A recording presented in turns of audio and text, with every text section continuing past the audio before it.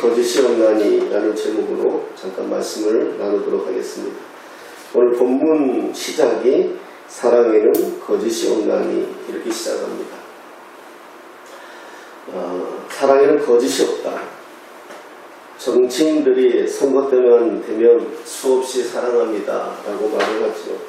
교회 안에서도 우리가 손붙들고 사랑합니다 라고 수없이 말을 하는데 과연 얼마나 그 가운데 우리가 진실이 있을까 이렇게 생각이 들 때가 있습니다. 자, 그러면 성경이 말하는 참된 사랑은 어떤 사랑일까? 예를 들면 이렇습니다. 선남 선녀가 만나서 사랑을 합니다. 저들은 서로 사랑을 고백하고 일평생 서로만 바라보며 살기로 합니다. 자, 이게 거짓일까요? 아닙니다. 이들은 정말 그런 마음일 것입니다. 그런데 왜 사랑에 거짓이 있다고 하는 것일까? 그것은 지속성입니다. 선남 선녀가 만나 서로 사랑해서 결혼합니다. 그 사랑은 거짓이 없죠. 그런데 그들이 약속한 대로 일평생 그 사랑이 가지 않는다는 것입니다. 살면서 서로의 단점을 대하고 살면서 상황이 그렇게 만들지 않기에 그들은 그 사랑을 지킬 수가 없지요. 그래서 사랑은 거짓이다. 이렇게 말을 할 수가 있다는 것입니다. 오늘 본문에는 사랑에는 거짓이 없나니 이렇게 시작했죠. 바로 이어서 나오는 말씀이 이렇게 나옵니다. 악을 미워하고 선에 속하라. 악을 미워하라. 여기서 우리가 중요한 의미를 하나 살펴보면요. 이 시대에 우리는 사랑을 표현으로 이해합니다. 그래서 사랑하면 안아주고 사랑하면 먹여주고 사랑하면 자기를 봐달라라고 요구합니다. 하지만 바울이 말하는 참된 사랑은 뭐냐 하면 그 사랑 안에 악이 용납되지 않는다는 것입니다. 악이 있어서는 안 되고 선에 속하라 이렇게 말하고 있는 것입니다. 근데 이 말이 이해가 되어야 합니다. 사랑은 악을 미워하고 선에 속한다는 것이 얼마나 중요한지 모릅니다. 여러분, 사랑해서 죄짓습니다. 사랑해서 미워합니다. 사랑하기 때문에 질투합니다. 사랑하기 때문에 시기하고 사랑하기 때문에 실수해요. 그러니까 사랑 자체가 나쁘다는 것이 아니라 사랑하기 위해서 인간이 악해질 수가 있다는 거예요. 부모가 자식을 혼낼 때 하나도 자식을 사랑하지 않아서 혼내는 사람이 없습니다. 다 사랑합니다. 그런데 부모가 그 사랑하는 마음 안에 정말 선한 마음만 있는지는 본인이 안다는 거지. 그래서 바울은 그렇게 이야기하는 것입니다. 사랑엔 거짓이 없나니 악이 악을 미워한다 이렇게 표현하는 겁니다. 사람을 사랑한다 그러면 지금 이 시대의 인본주의, 휴머니즘 이 가득한 시대에 있는 우리 그리스도인들을 보면 사랑하니까 용서해야 된다 이런 말을 하죠. 맞습니다. 하지만 그 사랑에 악이 있으면 저항해야 된다는 겁니다. 선한 것을 가르쳐야 한다는 겁니다. 그게 진정한 사랑이라는 거죠. 여러분, 우리가 자녀를 사랑한다고 하지만 자녀가 잘못된 길을 가는 거 알면서 내버려두는 부모는 없습니다. 만약에 자녀가 잘못된 길을 가는 거 알면서 내버려두면 그건 사랑이 아니죠. 사랑하기 때문에 악을 제어하고 사랑하기 때문에 선을 권장하는 거죠. 이웃을 사랑한다. 무슨 의미입니까? 그들이 큰 소리로 떠들고 쓰레기를 남의 집 앞에 갖다 놓고 이런 거 용납하라는 게 아닙니다. 정말 사랑한다면 저들이 악을 떠나서 선을 행할 수 있도록 도와줘야 한다는 것입니다. 이제 바울은 그 사랑에 대해서 구분하면서 설명하고 있습니다.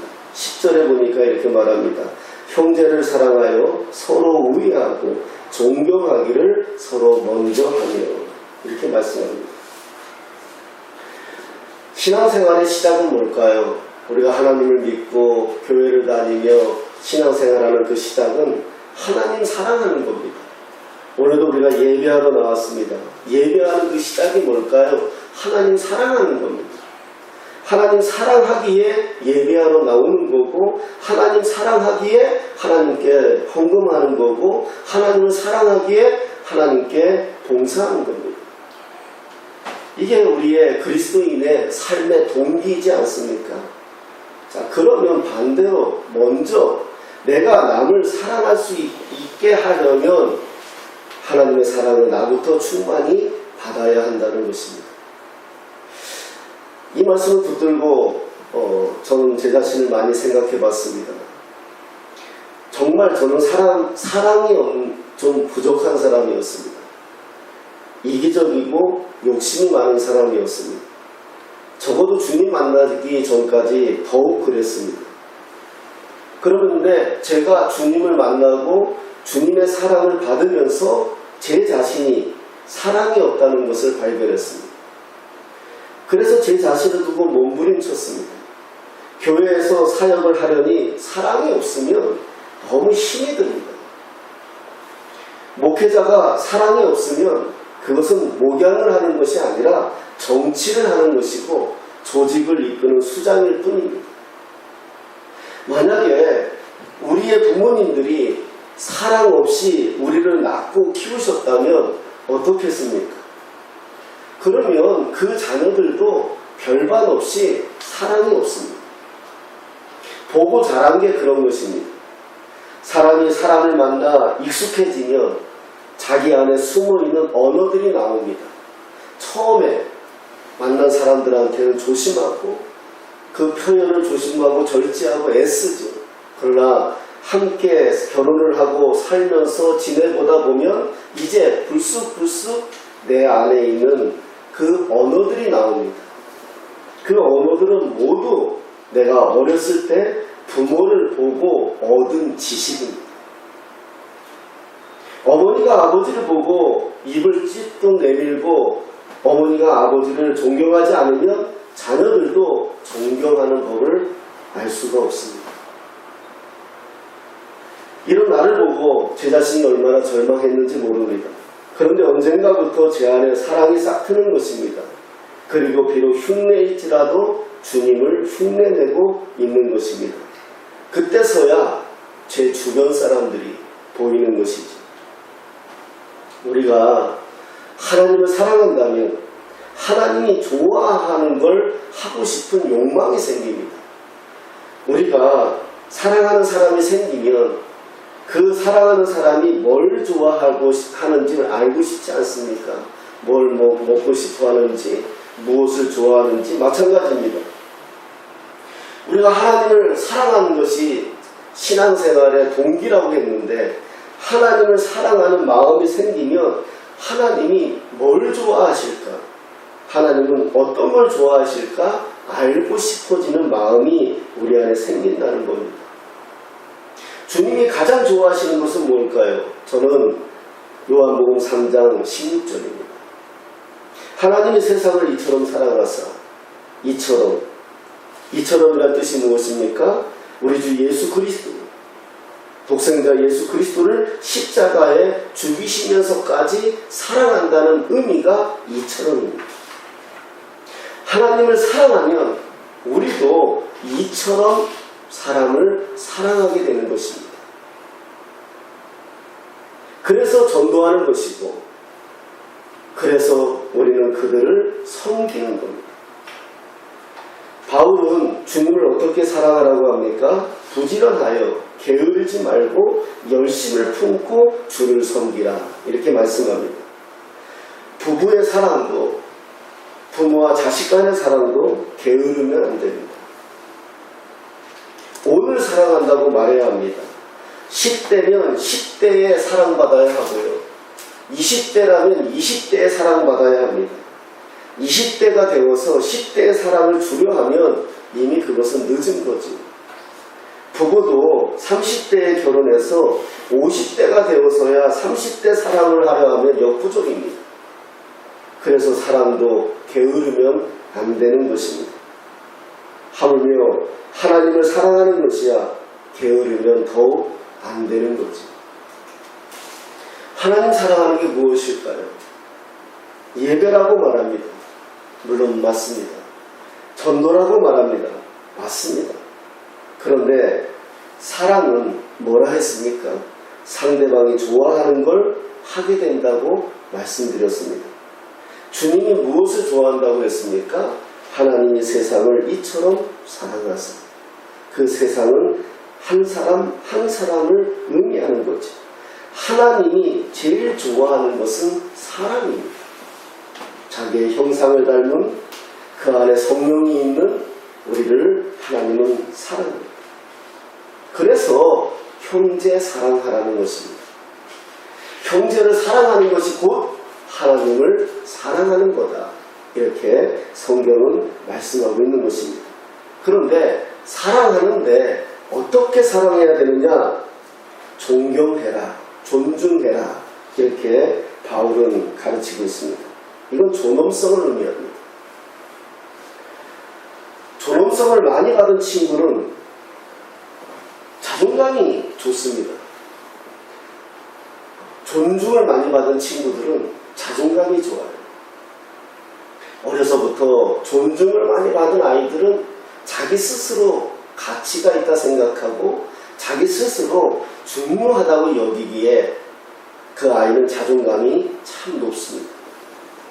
그런데 어려서부터 이 존중을 받지 못하고 자란 아이들은 자존감이 떨어집니다. 자존감이 떨어지면 자연스럽게 높아지는 게 있는데 자존심이 높아집니다. 자존심이 높으면 주위 사람들이 피곤합니다. 사랑에서 멀어집니다. 그래서 존중이 중요하다는 것입니다. 어린아이를 사랑해도 그 안에 그 아이를 향한 존중이 있어야 된다는 것입니다. 바울은 형제를 사랑하며 서로 우애하고 존경하기를 서로 먼저 해라. 이렇게 10절에서 말씀하고 있는 것입니다. 교회 앞을 지나다 보면 많은 그런 글귀들이 쓰여져 있죠. 편수막에 하나님은 당신을 사랑합니다. 맞습니다. 그래야 합니다. 하지만 중요한 것은 사랑은 구호나 표어가 아닙니다. 사랑은 실제적으로 행해야 되는 거죠. 그 실제적으로 행하는 것을 바울이 가르쳐주는 것이 바로 이것입니다. 13절에 성도들의 쓸 것을 공급하며 손 대접하기를 힘쓰라. 이렇게 말합니다. 사랑한다면, 형제를 사랑한다면 그 형제들의 쓸 것을 공급해주고 손 대접하기를 힘쓰라. 이렇게 가르치는 겁니다. 이 세상에서 교회만큼 사랑을 강조하는 공동체도 드뭅니다. 그런데 교회에서 상처 입었다는 사람들을 보면 이들이 한결같이 하는 말이 사랑이 없더라 라는 거죠. 물론 이 말에 전부 동의할 수는 없습니다. 하지만 조금만 들여다보면 이해가 됩니다. 밥 한 그릇도 못 사주면서 우리는 당신을 하나님의 사랑으로 사랑합니다. 서슴없이 말합니다. 우리가 교회 안에서 또 교회 바깥에서 우리가 사랑한다고 이야기는 수없이 말하지만 그 사랑을 구체적으로 실현한 적은 드뭅니다. 지금 그 사람이 무엇이 필요한지, 지금 그 사람이 무엇 때문에 아픈지, 그 사람이 지금 무엇 때문에 힘든지 우리는 관심을 가지려 하지 않는다는 것입니다. 그래서 바울은 이렇게 이야기합니다. 사랑한다면, 형제를 사랑한다면 그들의 쓸 것을 공급하며 손대접하기를 힘쓰라. 이렇게 가르치는 것입니다. 그런데 이게 쉽지 않습니다. 참 어렵습니다. 정말 사랑해도요, 정말 내가 교회 안에 있는 성도들을 사랑해도, 그래서 내가 정말 그들을 최선을 다해서 섬겨도 그게 잘 쉽지가 않아요. 때로는 오해받고요, 때로는 질투받고요, 때로는 말도 안 되는 상황으로 치달을 때가 있어요. 그래서 바울은 이렇게 이야기합니다. 12절에 소망 중에 즐거워하며 환난 중에 참으며 기도에 항상 힘쓰라. 이렇게 말하고 있는 것입니다. 소망 중에 즐거워하며 환난 중에 참으며 기도에 항상 힘쓰라. 이 말씀은 정말 지체를 사랑해 본 사람은 압니다. 정말 부모가 되고 자녀를 키워본 사람은 이 말씀의 의미를 정말 알게 됩니다. 왜냐하면 인간의 사랑은 그렇게 완전하지 못하기 때문에 그렇습니다. 사람과 사람 사이가 언제부터 힘이 듭니까? 사랑하면서부터 힘이 듭니다. 멀리 있으면 상관이 없습니다. 마음이 아플 이유가 없습니다. 하지만 사랑이 시작되면 그때부터 힘이 듭니다. 그러니 뭐라고 성경에 바울은 이야기합니까? 소망 중에 즐거워하라는 겁니다. 내가 그 사람을 사랑했다고 해서 그 사랑으로 즐거워하는 것이 아니라 내가 그 사람을 사랑하는 마음, 그 소망 중에 즐거워하라는 것입니다. 그래야 사랑할 수 있다는 것입니다. 심지어 어떤 사람까지 사랑하라고 말합니까? 14절입니다. 너희를 박해하는 자를 축복하라. 축복하고 저주하지 말라. 이렇게 가르칩니다. 참 이게 어렵습니다. 그런데 오늘 말씀을 가만히 보면 할 수가 있습니다. 왜냐하면요, 만약에 오늘 말씀에 너희를 박해하는 자를 사랑하라 했으면 자신이 없습니다. 나를 박해하고 나를 미워하는 자들을 사랑하는 게 쉽지가 않습니다. 그런데 오늘 성경은 뭐라고 얘기합니까? 너희를 박해하는 자를 축복하라 이렇게 말합니다. 여러분, 축복이라는 말이 무슨 말입니까? 하나님께 저 사람의 복을 빌어주라는 이야기입니다. 그러니까 너를 박해하는 자를 네가 사랑하고 네가 그를 미워하고 그러지 말고, 너를 박해하는 자가 있다면 하나님께 그 박해하는 자에게 복을 대신해서 네가 빌어주라. 이렇게 우리에게 말씀하고 있는 것입니다.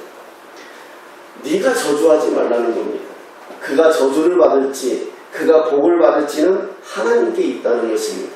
다만 너는 네 복을 나눠주라는 것이 아니라 저 사람이 복을 받을 수 있도록 하나님께 빌어주라는 것입니다.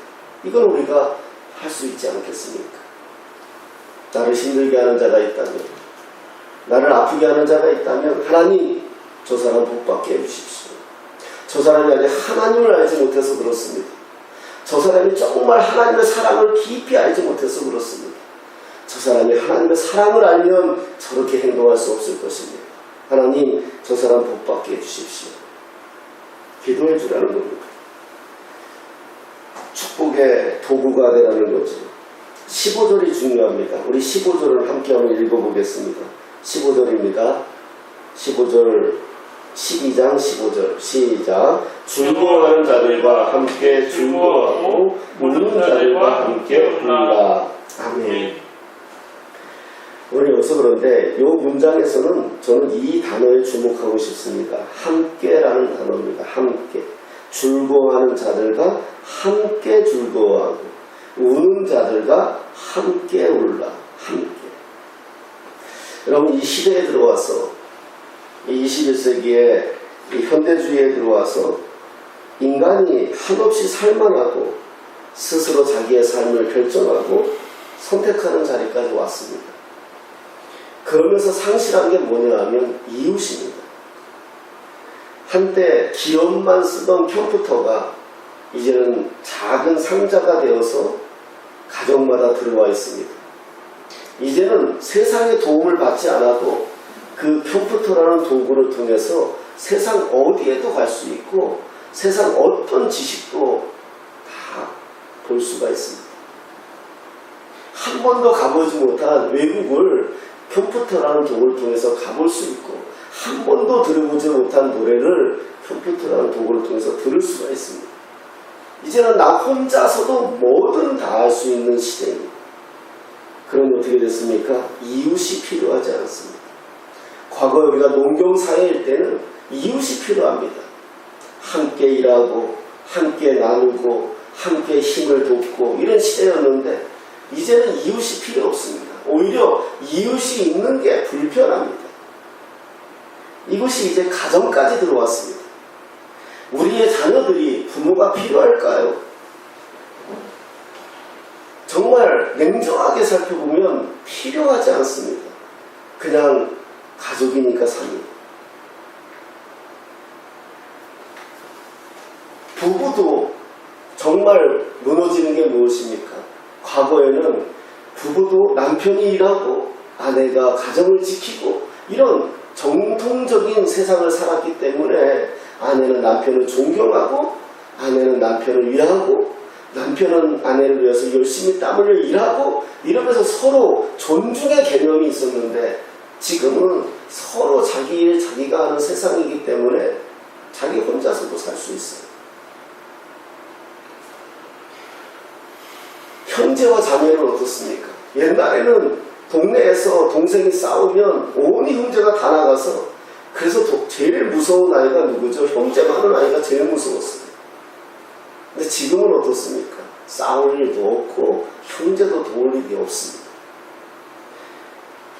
이 시대에는 함께 할 수 있는 게 없어요. 우리 아이들 한번 보십시오. 혼자 하라면 잘합니다. 수수께끼 찾는 것도 혼자 하라면 잘하고요. 뭘 해도 혼자 하라면 잘해요. 그런데 어떤 것을 함께 해서 어떤 것을 만들어내라 그러면 애들 못해요. 싸웁니다. 내가 하겠다. 네가 하겠다. 이런 시대가 와버렸어요. 이제는 함께하는 시대가 아니에요. 함께하면 승질내고 함께하면 네가 옳다 내가 옳다 우겨대고 함께가 잃어버렸어요. 함께 즐거워해본 적도 없고 함께 슬퍼해본 적도 없습니다. 이것이 이 시대의 비극이라고 생각합니다. 가정조차 함께가 안 됩니다. 살기 바빠서 그렇다는데 정말 그렇습니까? 아닙니다. 해본 적이 없습니다. 혼자 사는데 익숙한 겁니다. 그런데요, 저는 이게 교회의 능력이라고 생각합니다. 교회 와서는 함께 하는 것이 자연스럽습니다. 집에서는 밥상머리 한번 차려본 적 없는 아이도 교회 오면 밥상머리 차려지게 자연스럽게 배워지게 됩니다. 집에 오면 혼자서 자기 책상 들어가서 책 보기 바빴지만 교회 오면 싫든 좋든 교제하게 되어져 있습니다. 이게 저는 교회의 능력이라고 생각합니다. 여러분, 그래서 교회는 함께 즐거워하고 함께 울고 함께 슬퍼할 수 있다는 것, 이게 가장 큰 교회의 능력이다 라고 저는 생각을 합니다. 누가 나를 위해서 울어주겠습니까? 누가 나를 위해서 기도해주고 누가 나를 위해서 염려해주고 누가 나를 위해서 걱정해주겠습니까? 교회입니다. 그것이 교회 공동체의 능력입니다. 사랑하면 함께 즐거워해라. 사랑하면 함께 울어주라. 바울은 이렇게 가르치고 있는 것입니다. 참된 사랑은 겸손에 있다. 16절에 이렇게 말합니다. 서로 마음을 같이 하며 높은 데 마음을 두지 말아라. 겸손의 반대말이 교만이라며 교만은 결국 사랑할 수 없는 상태가 되는 것입니다. 그 자체가 악한 거죠. 사람은 자기를 낮춤부터 시작합니다. 참된 사랑은 어떻게 진행하고 있습니까? 18절에 보면 할 수 있거든 너희로서는 모든 사람과 더불어 화목하라 이렇게 가르칩니다. 여기서 중요한 말이 할 수 있거든입니다. 할 수 있거든. 그냥 해라 라고 할 텐데 할 수 있거든. 참 이게 어렵다는 겁니다. 그만큼 바울도 이게 어렵다는 것을 알고 있다는 것입니다. 모든 사람과 더불어 화목할 수 있지 못합니다. 우리는 그럴 수가 없습니다. 그렇지만 할 수 있거든. 이 말은 네 범위 안에 억지로 하지 말라는 겁니다. 네 범위 안에서 할 수 있는 만큼 화목하며 살아라 라는 겁니다. 우리가 마지막으로요, 19절부터 21절까지 우리 같이 한번 읽어보겠습니다. 12장 19절에서 21절입니다. 같이 읽겠습니다. 시작. 내 사랑하는 자들아, 너희가 친히 원수를 갚지 말고 하나님의 진노하심을 받기라. 기록되었으되 원수가 없는 것이 내게 있으니 내가 갚으리라고 주께서 말씀하십니다. 네 원수가 줄이거든 먹이고 목마르거든 마시게 하라. 그러므로 내가 숯불을 그 머리에 쌓아 놓으리라. 악에게 지지 말고 선으로 악을 이기라. 아멘. 이 내용이 이제 결론인데요. 전체를 다 볼 수 없고, 여기서 20절에 보면, 네 원수가 줄이거든 먹이고, 목마르거든 마시게 하라. 그리함으로 네가 숯불을 머리에 쌓아 놓으리라. 여기서 숯불을 머리에 쌓아 놓으리라. 자, 이 말에 대해서 잠깐 보고 가겠습니다. 구약성경 잠언 25장입니다. 잠언 25장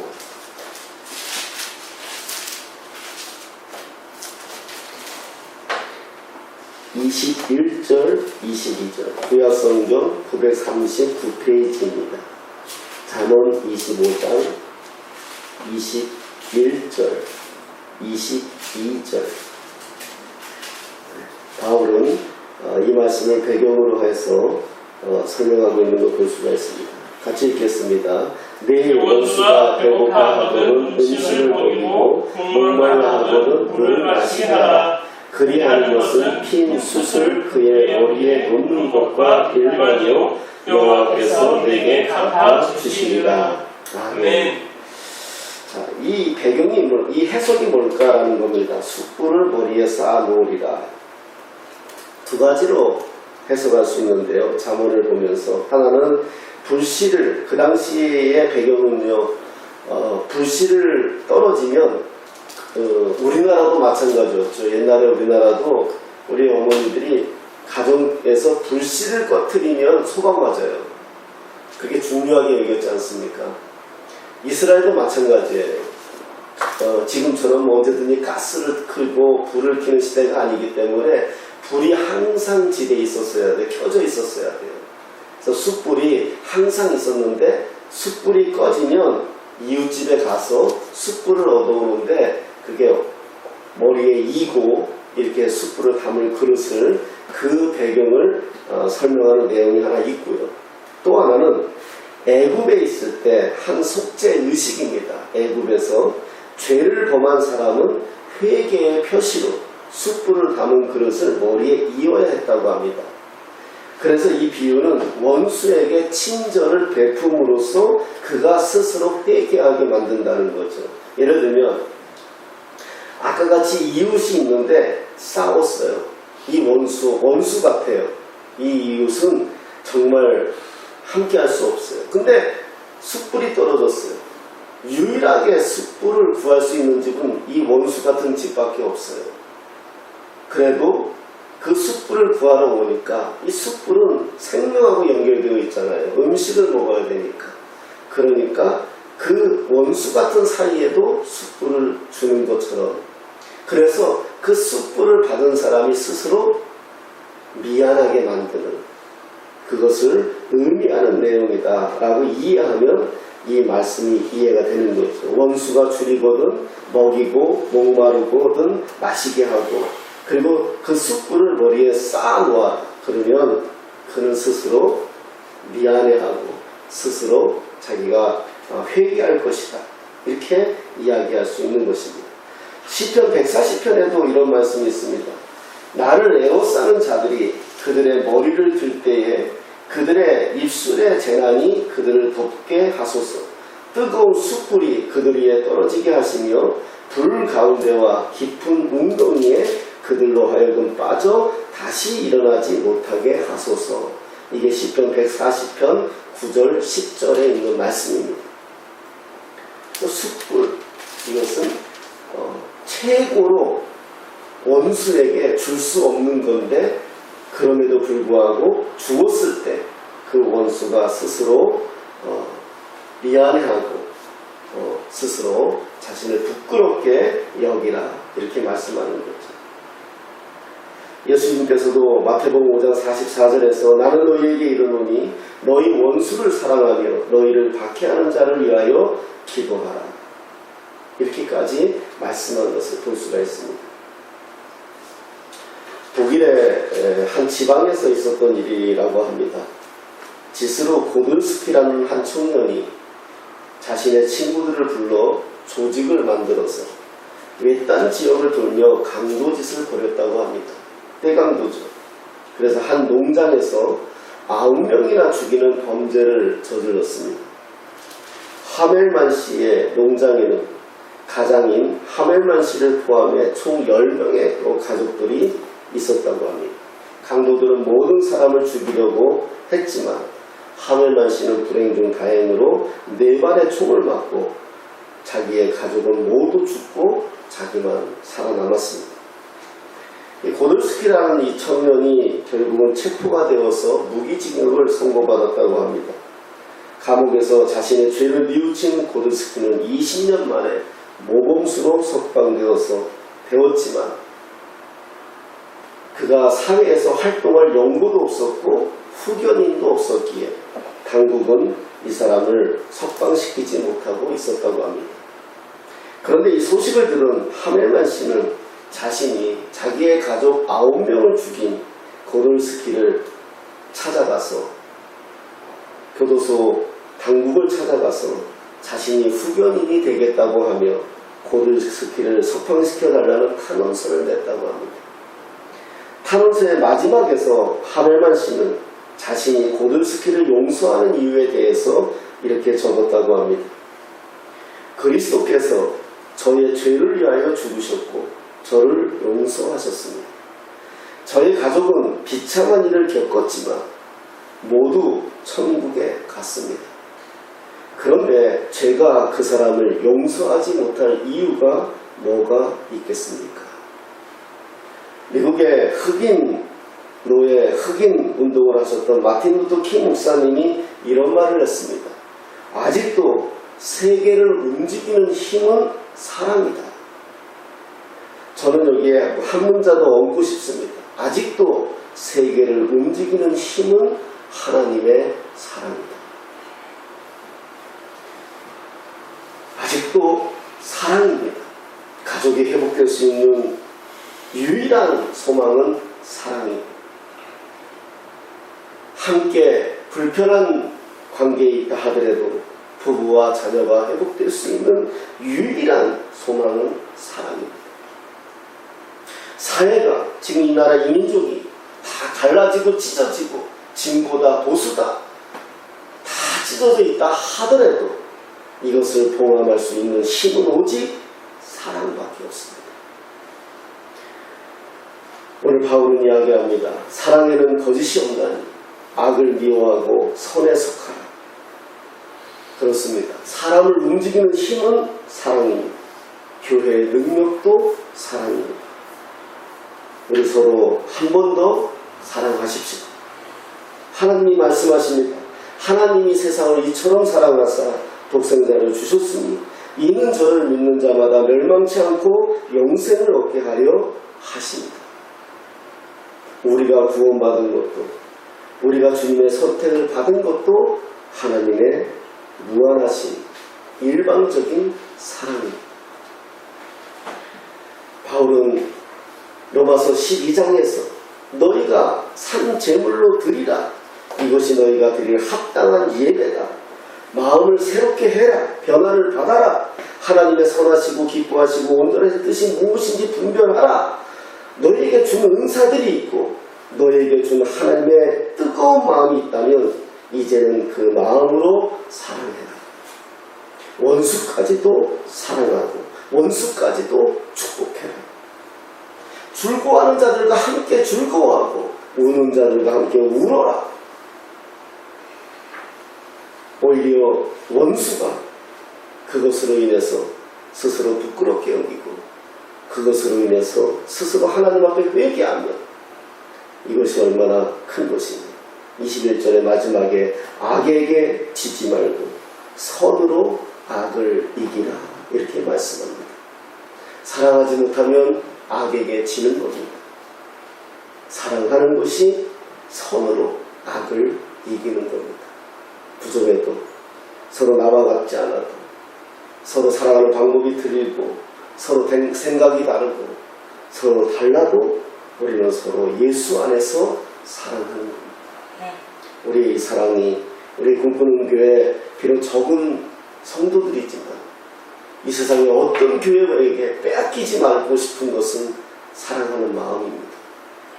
우리가 더욱 사랑하며 그 사랑으로 우리가 치유되고 회복되며 그 사랑으로 품을 수 있는, 그래서 하나님의 사랑이 이 안에 놀랍게 역사하는 우리 꿈꾸는 교회가 그 여러분이 되어주시기를 예수님의 이름으로 축복합니다.